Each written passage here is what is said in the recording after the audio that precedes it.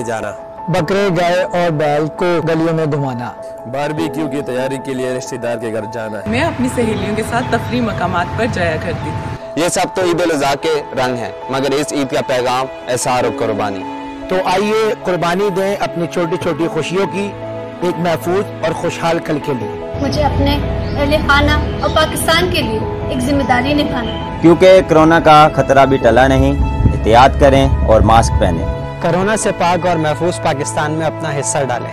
मेरी तरफ से तमाम अहले वतन को ईद मुबारक। ईद मुबारक। मेरी तरफ से सबको ईद मुबारक। आप सबको मेरी तरफ से ईद मुबारक। आप सबको मेरी तरफ से ईद उल अज़हा मुबारक। तमाम पाकिस्तानियों को ईद उल अज़हा की बहुत बहुत मुबारकबाद। ईद मुबारक। पूरे पाकिस्तान को मेरी तरफ से ईद मुबारक।